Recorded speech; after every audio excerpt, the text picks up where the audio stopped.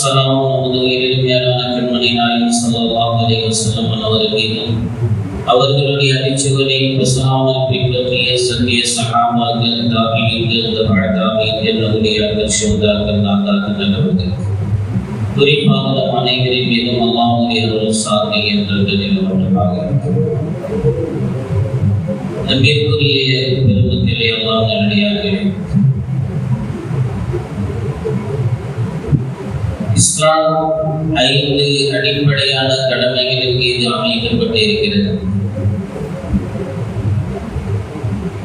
பெருமானார் ஸல்லல்லாஹு அலைஹி வஸல்லம் சொல்வார்கள், புனியல் இஸ்லாம் அலா 5 ஷஹாதத்தி லா இலாஹா இல்லல்லாஹ்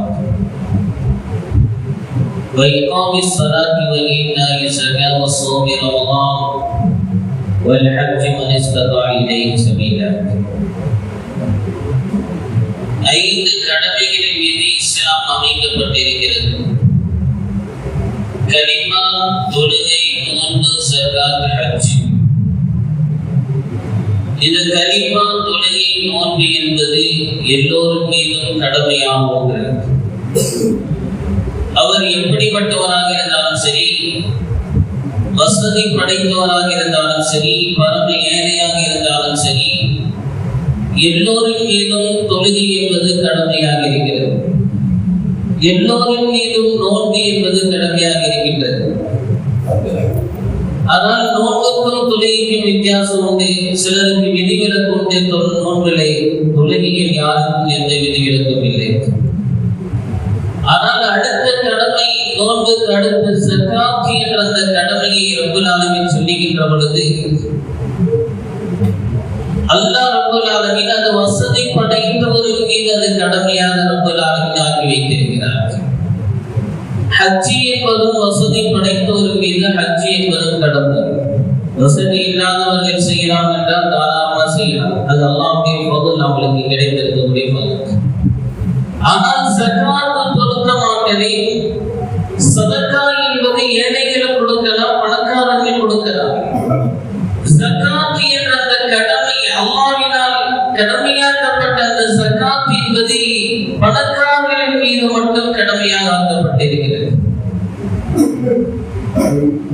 இந்த ஸகாத் என்று சொன்னால் என்ன என்று நாம் பார்க்கின்ற பொழுது, ஸகாத்திற்கு அகராதியில் அதற்கு பொருள் பார்த்தோம் என்று சொன்னால் நம்ம வளர்ச்சி என்ற அர்த்தம். இன்னொரு ஸகா என்று சொன்னால் அது பரிசுத்தமாக்குதல் என்ற அர்த்தம். அதே போல யார் இந்த ஸகாத்தை கொடுக்கின்றார்களோ அவர்களுடைய பொருளை அது இரட்டிப்பாக பல மடங்காக வளர்ச்சியை ஏற்படுத்துகிறது. அதே நேரத்தில் யார் இந்த ஸகாத்தை கொடுக்கின்றார்களோ அந்த பொருளை அந்த ஸகாத் சுத்தப்படுத்துகின்றது. கொடுக்கக்கூடிய மனிதனுடைய உள்ளத்தையும் ஸகாத் சுத்தப்படுத்துகின்றது.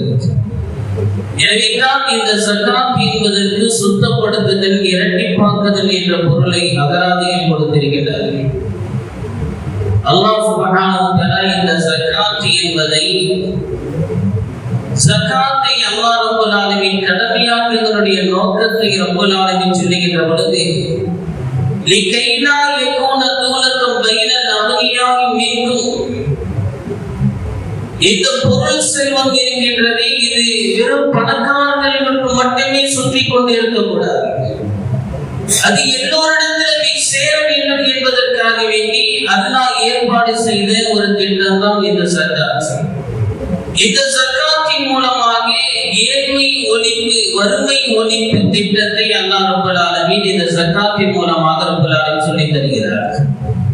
எனவே இந்த ஸகாத்தை ஒரு சமூகம் சரியாக கொடுக்கும் என்று சொன்னால், கணக்கிட்டு கொடுப்பார்கள் என்று சொன்னால், 5 வருடங்கள் இன்ஷா அல்லாஹ் இந்த நாடுகளிலே முஸ்லிம்கள் யாரும் கையேந்தக்கூடிய நிலையிலே ஏழ்மையானவர்கள் ஒருபொழுதும் இருக்க மாட்டார்கள் என்பதில் எந்த விதமான சந்தேகம் இல்லை.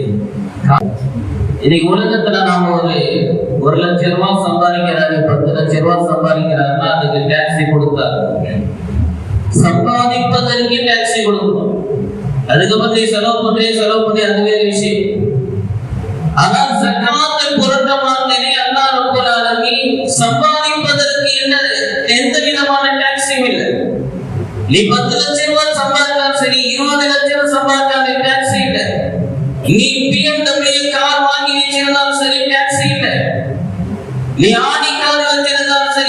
வச்சிருந்தாலும் சரி உனக்கு எந்த டாக்ஸையும் கிடையாது. அப்போ ஜகாத் எப்பொழுது கடமையாக தெரியுமா? ஒரு மனிதனிடத்திலே அவனுடைய சேமிப்பு என்று ஒன்று வைத்திருக்கிறான் அல்லவா, அந்த சேமிப்புடைய பணம் ஒரு வருடம் அவனுடைய கையிலே இருக்கும் என்று சொன்னால் அப்பொழுதுதான் அவனுடைய மீது ஜகாத் கடமையாக ஆகிறது. அப்ப எந்த அளவுக்கு இஸ்லாம் மிக லேசான ஒரு வழிமுறையை தருகின்றது. யாரையும் கஷ்டப்படுத்தல. நீ சம்பாதித்து எவ்வளவு வேண்டுமான சம்பாதித்து அதை சேமித்து வைத்திருக்கின்றாய் அல்லவா, உன்னுடைய அந்த சேமிப்பு ஒரு வருடத்தை கடக்கின்ற பொழுதுதான் அதிலே ஜகாத்தை இஸ்லாம் என்ன செய்கிறது? கடமையாக ஆக்கின்றது. அதிலேயும் எவ்வளவு தெரியுமா? ரொம்ப அளவுக்கு தெரியுமா? இல்ல, 100க்கு 2.5%. 100க்கு 2.5%. ஒரு மனிதர் 1 லட்சம் ரூபாய் ஒரு வருஷம் முழுசும் 1 லட்சம் ரூபாய் கையில வச்சிருக்காருன்னு சொன்னா 2500 ரூபாய் ஒரு ஜகாத் கொடுப்பார் 1 லட்சம் ரூபாய்க்கு. அதே அப்படி கணக்கு வச்சுக்கிட்டீங்கன்னா அதே 10 லட்சம் ரூபாய் வச்சிருக்காருன்னு சொன்னா 25,000 ரூபாய் அவர் மேல ஜகாத் கடமை. அப்போ இதுதான் ஜகாத். இஸ்லாம் ஜகாத் என்பதை மிக லேசான முறையிலே உங்களுக்கு கடமையாக கொடுத்திருக்கிறது. எதற்காக என்று சொன்னால் அல்லாஹ் ரப்பல் ஆலமீன் இந்த ஜகாத்தின் மூலமாக வறுமை என்பது இஸ்லாத்தில் இருக்கவே கூடாது என்பதற்காக வேண்டி அல்லாஹ் ஏற்படுத்திய ஒரு ஏற்பாடு தான் இந்த ஜகாத்துடைய ஏற்பாடு. எனவே இன்றைய காலத்திலே ஜகாத்தை நாம் என்ன செய்யறோம் சொன்னா முறையாக பயன்படுத்துறத, முறையாக கொடுக்கிறது இல்லை. ஒரு சமூகம் முறையாக ஜகாத்தை கொடுத்தால் அதனுடைய நிலைப்பாடுகள் வேற மாதிரி இருக்கும். இன்னைக்கு பல பேர் ஜகாத்தை கொடுக்கிறது, சில பேர் கொடுக்கிறாங்க, எல்லோரும் கொடுக்கிறாங்க, அது கேள்விக்குறி. கொடுக்கக்கூடியவர்களும் எப்படி கொடுக்கிறாங்கன்னு சொன்னா அவங்க மேல ஒரு 10,000 ரூபாய் ஜகாத் எடுத்து சொன்னா என்ன செஞ்சாங்க? ஒரு துணி வாங்கிறாங்க. அல்லது 10,000 ரூபாய் ஜகாத்தை 100 பேருக்கு 100 ரூபாய் பிச்சு கொடுத்துறாங்க. இது ஜகாத் நிறைவேறிவிடும் என்றாலும் கூட அல்லாஹ் எதற்காக இந்த ஜகாத்தை கடமையாக்கினாரோ அதனுடைய நோக்கத்தை, மக்சதை அது அடையாமல் போய்விடுகிறது. எனவே ஜகாத்துடைய நோக்கமே ஒரு மனிதன் ஏழ்மையை விரட்ட வேண்டும், எல்லோரும் பணக்காரர்களாக, எல்லோரும் ஜகாத் வாங்காதவர்களாக ஏழ்மையை விட்டு பணக்காரர்களாக உருவாக்க வேண்டும் என்ற திட்டத்தை தான் அல்லாஹ் ரப்பல் ஆலமீன் இந்த ஜகாத்தின் மூலமாக ரப்பல் ஆலமீன் சொல்லி தருகின்றார். எனவே இந்த ஜகாத்தை பொறுத்த மாட்டிலே சொல்லுவார்கள், ஒரு சமூகம் சரியாக கொடுத்தால் ஏழ்மை என்பது இந்த சமூகத்தில் இருக்காது. இடமத்துல இந்த சமூகத்தில் தான் அது மாதிரி கிடையாது. இத போரா முஸ்லிம் சொல்றாங்க பாருங்க, அவங்க கிட்ட அது இருக்கு கண்டிப்பா. அந்த சமூகத்தை சார்ந்தவர்கள் யாராவது ஒரு இடத்திலே பள்ளிவாசலிலோ எங்கேயாவது ஒரு இடத்திலே கையேந்தியருடைய வரலாறுகளை பார்த்ததுண்டா?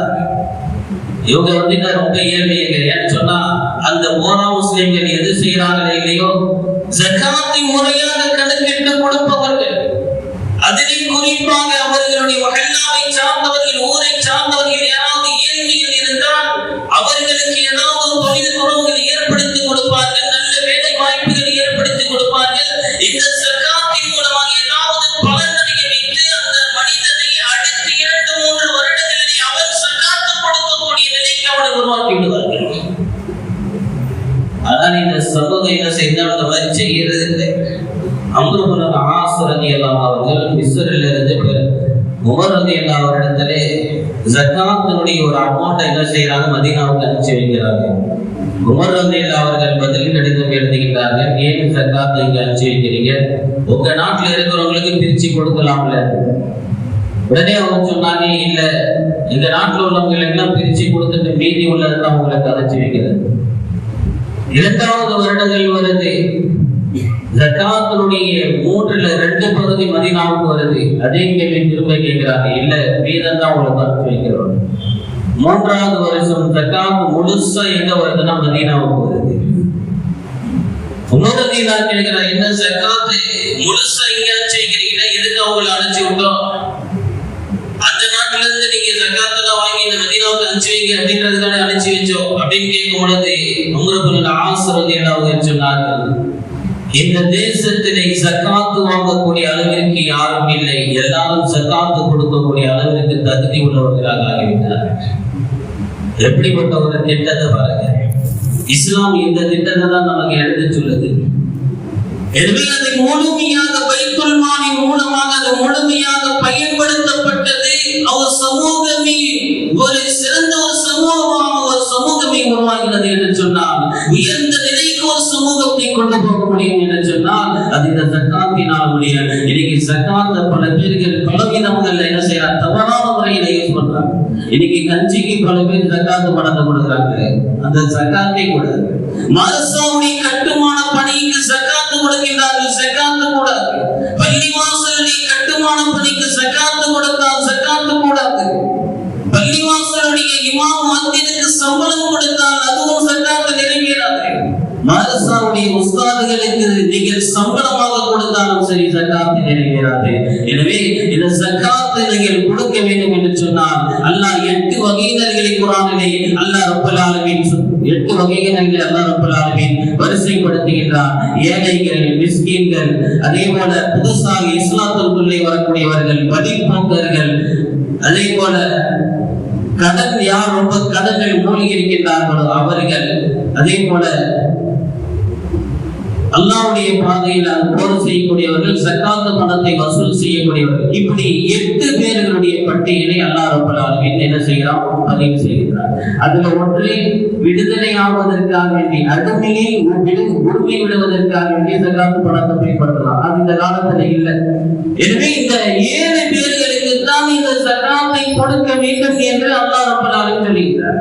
எனவே தனி மனித ஒரு மனிதனுடைய முன்னேற்றத்திற்கு, ஏழையாக இருக்கக்கூடிய ஒரு மனிதனுக்கு அது போய் சென்றால் தான் அது பயனடையும் தவிர அதை விட்டுவிட்டு ஜக்காத்துடைய பணத்தை கொண்டு இஃப்தார் நோன்பு கஞ்சி காக்குவதற்கோ அல்லது சதுருடைய உணவுக்கு அதை பயன்படுத்துவது உருப்படுத்தும் அது ஜக்காத்து நிறைவேறாது என்பதை நாம் விளங்கிக் கொள்ள வேண்டும். ஒரு நல்ல படிக்கக்கூடிய ஆர்வம் உள்ளவர்கள், ஆனால் அவரிடத்திலே வீடுகளிலே ஏழ்மை இருந்து கொண்டிருக்கிறது. இந்த மஹல்லாவில் ஒரு 100 பேர் இருக்கிறாங்க, வசதி வாய்ப்பு படைத்தவர்கள், நல்ல தனவந்தர்கள் இருக்கின்றார்கள், ஜகாத்து கொடுப்பதற்குண்டான தகுதியானவர்கள் இருக்கிறாங்க அப்படின்னு சொன்னா அந்த படிக்கக்கூடிய ஏழை மாணவர்களை ஒவ்வொரு மாணவர்களும் ஒரு ஆள் என்ன செய்யலாம், எடுத்துக்கொள்கிறார். தாராளமாக அந்த சமூகம் உயர்ந்த சமூகமாக உருவாகும். அந்த மனிதன் நல்ல முறையில் படித்தான், தகுதியான படிப்பதற்குண்டான தகுதி இருக்கு என்று சொன்னால் தாராளமாக அந்த சிறுவனை படிக்க வைத்து சமூகத்தை உயர்த்துங்கள். அவன் படித்து பெரியாராகி அவன் அடுத்தவர்களுக்கு ஜக்காத்து கொடுக்க நிலைக்கு நீங்கள் உருவாக்குங்கள். அல்லாஹ் சொல்லுவான்,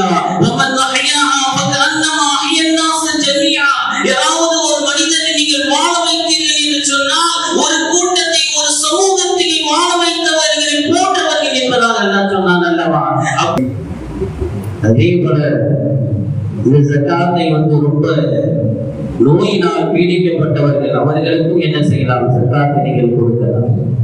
எனவே அல்லாஹ் சுப்ஹானஹு வ தஆலா சொல்லி கொடுத்த அந்த வழிமுறையின்படி ஜக்காத்தை நாம் ஏழை எளியவர்களுடைய முன்னேற்றத்திற்காக வேண்டி அந்த சமூகத்தை சார்ந்தவர்கள் அடுத்து சமூகத்தில் அடுத்த வருடம் அடுத்தடுத்த நாட்களிலே உயர்ந்து அவர்கள் அடுத்தவர்களுக்கு ஜக்காத்து கொடுக்கக்கூடிய நிலைக்கு உருவாக்குவதற்காக வேண்டி ஒரு ஏழை எளியவன் இருக்கிறான், அவனுக்கு நல்ல வாய் என்று தொழில் செய்யக்கூடிய ஆற்றல் இருக்கு அவனுக்கு, ஆனால் அவனுக்கு பொருளாதார வசதி இல்லை, அவனுக்கு ஏதாவது ஒரு தொழிலை நீங்க என்ன செய்யலாம், கொடுக்கலாம். அவன் 2 வருஷத்துல சம்பாதிக்க, அவன் அடுத்த 2 வருடங்களுக்கு பின்னால் அவன் அடுத்தவர்களுக்கு ஜக்காத்து கொடுக்கக்கூடிய நிலைக்கு என்ன செய்யலாம், உருவாக்கலாம். அல்லாஹ் சுப்ஹானஹு வ தஆலா இந்த ஜக்காத்தின் மூலமாக அல்லாஹ் ரப்பல் ஆலமீன் எதை இந்த உம்மத்திற்கு அல்லாஹ் ரப்பல் ஆலமீன் சொன்னானோ, எந்த ஒரு பிரயோஜனத்தை அல்லாஹ் ரப்பல் ஆலமீன் ஆக்கி கொடுத்திருக்கிறானோ அதை முழுமையாக பயனடையக்கூடிய அந்த ஒரு நல்ல தௌஃபீகை, நல்ல வாய்ப்பை அல்லாஹ் ரப்பல் ஆலமீன் சமூகத்திற்கு நம் அனைவருக்கும் அல்லாஹ் ரப்பல் ஆலமீன் தந்தருள் புரிவானாக. ஆமீன் ஆமீன்.